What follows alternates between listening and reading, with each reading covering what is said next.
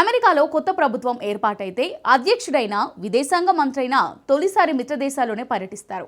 మిత్రదేశాలంటే NATO కూటమి దేశాలు లేదా అమెరికా పొరుగున ఉన్న దేశాలు. అవి లేదంటే అమెరికా రక్షణ కల్పించే జపాన్, దక్షిణ కొరియా దేశాలుంటాయి. ఈ దేశాల జాబితాలో లేని దేశానికి ట్రంప్ యంత్రాంగం ప్రాధాన్యం ఇచ్చింది. మిత్రుల జాబితాలో లేని దేశానికి చెందిన విదేశాంగ మంత్రితో అమెరికా స్టేట్ సెక్రటరీ తొలి సమావేశాన్ని నిర్వహించారు.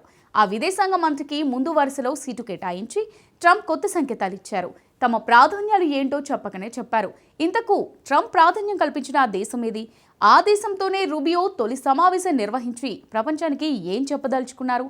Watch the story. మిత్ర దేశాలను కాదని ట్రంప్ ఏం చేశాడు? జైశంకర్తో రూబియో సమావేశంపై చర్చ ఎందుకు?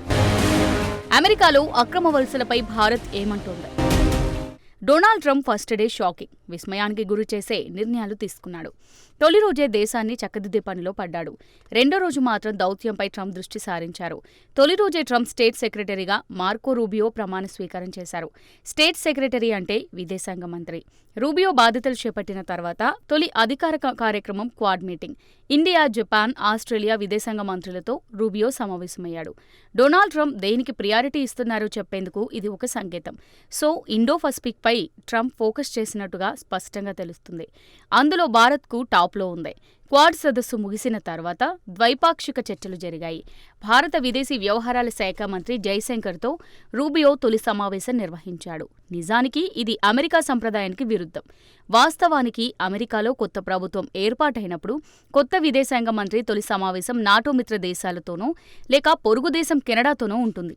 అది లేదంటే ఒప్పందాలున్న జపాన్ లాంటి విదేశాంగ మంత్రులతో సమావేశం అవుతారు. ఈ జాబితాలో అసలు ఇండియా లేదు. అయినా సరే తొలి సమావేశానికి జైశంకర్ని రూబియో ఎంచుకున్నారు. ఇది కూడా ట్రంప్ ప్రియారిటీలకు సిగ్నల్ అన్నమాట. అంతకుముందు ట్రంప్ ప్రమాణ స్వీకారంలోనూ ఇదే ట్రెండ్ కనిపించింది. డొనాల్డ్ ట్రంప్ ప్రమాణ స్వీకారంలో జైశంకర్కు మొదటి వరుసలో సీటు కేటాయించారు. సరిగ్గా ట్రంప్కు ఎదురుగా ఉన్న సీటులో జైశంకర్ కూర్చున్నారు. కానీ మిత్ర దేశాలైన జపాన్, ఆస్ట్రేలియాకు చెందిన విదేశాంగ మంత్రులు కొన్ని వరుసల తర్వాత కూర్చున్నారు. కానీ జైశంకర్ మాత్రం ముందు వరుసలో ఉన్నారు. ఈ క్వార్టర్ అధ్యక్షుడి పక్కన ఓ దేశాధినేతల స్థానంలో జైశంకర్కు సీటు కేటాయించి భారత్ను గౌరవించారు. సో క్లియర్గా చెప్పాలంటే కొత్త అమెరికా అధ్యక్షుడు భారత్ విషయంలో సానుకూలంగా ఉన్నట్టు తెలుస్తుంది. భారత్తో చర్చలకు ట్రంప్ సిద్ధమని సిగ్నల్ ఇచ్చారు. ఆ తర్వాత రూబియో, జైశంకర్ సమావేశంలో ఏం చర్చించారు? ప్రాంతీయ, భౌగోళిక సమస్యలను ప్రస్తావించినట్టు జైశంకర్ వెల్లడించారు. రూబియో ఒక న్యాయవాది. ఆయనకు భారత్తో సన్నిహిత సంబంధాలున్నాయి. అయితే ఈ సమావేశం గురించి అమెరికా ప్రకటన మరిన్ని వివరాలు వెల్లడించింది. కొత్త టెక్నాలజీలు, రక్షణ, చమురు, ఇండో పసిఫిక్ వంటి ప్రత్యేక అంశాల్లో మరింత సహకారానికి పిలుపునిచ్చినట్టు అమెరికా తెలిపింది. అయితే జైశంకర్తో అక్రమ వలసలపై రూబియో కూడా తన ఆందోళనను తెలియజేశాడు. చాలా మంది భారతీయులు అక్రమంగా అమెరికాలోకి చొరబడేందుకు యత్నిస్తున్నారు. 2020 నుంచి అక్రమంగా అమెరికాలోకి చొరబడిన 17,000 మందిని అక్కడి అధికారులు పట్టుకున్నారు. పశ్చిమ దేశాల తర్వాత అమెరికాలో అక్రమంగా వెళ్లే వలసదారుల్లో భారతీయులే అత్యధికంగా ఉన్నారు. ఈ విషయంలో ట్రంప్ కలిసి పనిచేద్దామని భారత్ను కోరుతున్నాడు. వారందరినీ వెనక్కి తీసుకునేందుకు భారత్ సిద్ధంగా ఉంది. 18,000 మంది అక్రమ వలసదారులను వెనక్కి తీసుకునేందుకు ఢిల్లీ అంగీకరించినట్టు నివేదికలు వెల్లడిస్తున్నాయి. ముందుగా భారతీయులను గుర్తించి నిర్ధారించనున్నారు. ఆ తర్వాత వారిని స్వదేశానికి భారత్ తరలించనుంది. స్పష్టంగా చెప్పాలంటే ఇది ఒక ఘనాత్మక చర్య. ఎందుకంటే భారత్ ప్రియారిటీ అక్రమ వలసలను ప్రోత్సహించడం కాదు. ఇండియా ఇప్పుడు నైపుణ్యమున్న భారతీయులనే అమెరికాకు పంపాలని కోరుకుంటుంది. అది కూడా H-1B వీసాలపైనే పంపడానికి ఇష్టపడుతుంది. H-1B అనేవి తాత్కాలికంగా అమెరికా ప్రభుత్వం మంజూరు చేసే వీసాలు. అమెరికన్ టెక్ కంపెనీలు ఈ వీసాలను ఉపయోగించుకుంటాయి. H-1B నుంచి లబ్ధి పొందుతున్న వారిలో భారతీయులే టాప్లో ఉన్నారు. 2023లో జారీ చేసిన మొత్తం H-1B వీసాలో 75% భారతీయులే దక్కించుకున్నారు. ఈసారి కూడా H-1B వీసాలో భారత్కు ప్రాధాన్యం ఇవ్వాలని ఢిల్లీ కోరుకుంటుంది. ఒకవేళ అవకాశం ఉంటే మరిన్ని పెంచాలని భారత్ ఆశిస్తోంది. కానీ H-1B వీసాల విషయంలో ట్రంప్ క్యాంప్లో విభేదాలు తలెత్తాయి. ట్రంప్ హార్డ్కోర్ మద్దతుదారులు H-1B వీసాలను రద్దు చేయాలని డిమాండ్ చేస్తున్నారు. అమెరికన్ వర్కర్ల స్థానంలోనే H-1B కింద విదేశీయులను తీసుకుంటున్నట్టు వారు ఆరోపిస్తున్నారు. అయితే ట్రంప్ మద్దతుదారుల సమస్య ఉద్యోగాలు కాదని జాతీయ అహంకారమే కారణమన్న వాదనలు వినిపిస్తున్నాయి. వాస్తవానికి ట్రంప్ మాత్రం H-1B వీసాలకు పదే పదే మద్దతు పలుకుతున్నాడు. అమెరికాకు నైపుణ్యమున్న విదేశీ వర్కర్లు కావాలని ట్రంప్ చెబుతున్నాడు. ట్రంప్ బాధ్యతలు స్వీకరించిన తర్వాత కూడా అదే విషయాన్ని బల్లగుద్ది చెప్పాడు. నైపుణ్యమున్నవారు ఒక్క ఇంజనీర్లు మాత్రమే కాదని వెయిటర్లు, వైన్ నిపుణులు కూడా రావాలని కోరుకుంటున్నారు. సో ట్రంప్కు విశాల దృక్పథం ఉందని స్పష్టంగా తెలుస్తుంది.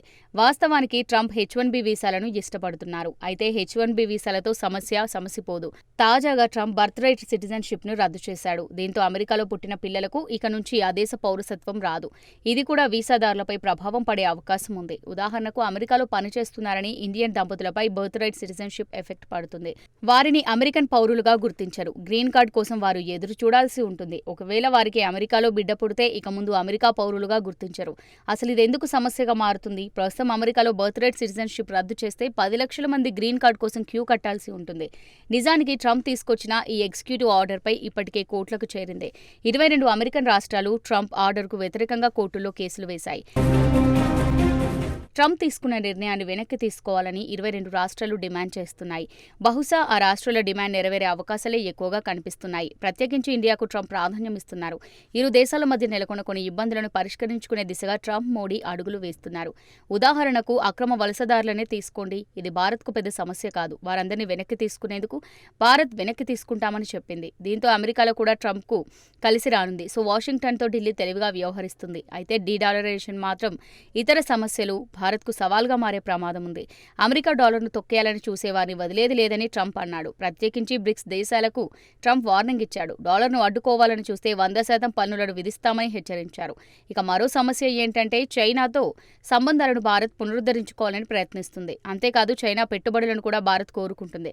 ఈ విషయాన్ని ట్రంప్ ఇష్టపడడం లేదు. నిజానికి అమెరికా విదేశాంగ మంత్రి రూబియోకు చైనా అంటే అసలు పడదు. అందుకే ట్రంప్ విదేశాంగ మంత్రిగా రూబియోను ఎంచుకున్నాడు. చైనాపై రూబియో దూకుడుగా వ్యవహరించే అవకాశం ఉంది. ఈ పరిణామాలన్నీ వచ్చే 4 ఏళ్లలో కీలకంగా మారనున్నాయి. ట్రంప్కు కేవలం ఇచ్చిపుచ్చుకునే భాషలోనే మాట్లాడతారు. ఇప్పుడు ఇండియా కూడా అదే భాషను మాట్లాడుతుండడం విశేషం.